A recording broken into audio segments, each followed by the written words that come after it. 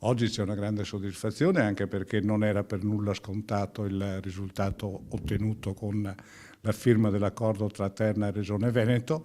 Devo dire che a questo risultato, a mio giudizio, è stata decisiva la posizione della giunta regionale, del presidente Zaia e dell'assessore Marcato, che hanno compreso fin da subito l'importanza di essere al fianco dei cittadini in questa battaglia. La firma di ieri in regione per l'interramento dell'elettrodotto Dolo-Camin segna la conclusione di un percorso iniziato più di 10 anni fa da parte dei sindaci del territorio. Abbiamo incontrato Walter Stefan, primo cittadino di Saunara, che forse per primo, nel giugno del 2008, chiedeva l'aiuto alla provincia guidata all'epoca da Vittorio Casarin.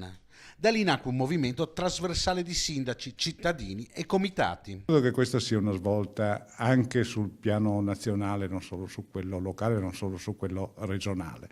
Oggi bisogna comprendere che il progresso richiede infrastrutture, in questo caso infrastrutture elettriche, ma che bisogna coniugare lo sviluppo con la salvaguardia del territorio e dell'ambiente. Ora il territorio chiede un'altra opera, la conclusione dell'idrovia Padova-Venezia.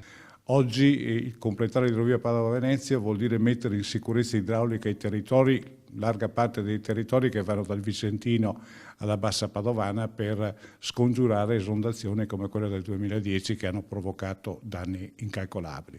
Secondo gli studi del professor Dal Paos, questo intervento sarebbe risolutivo per dare sicurezza in questo senso. La Regione si è già attivata con i bacini di laminazione a nord di Vicenza, non sono sufficienti, è importante adesso arrivare a fare il progetto esecutivo e definitivo per poi andare a chiedere risorse in Europa.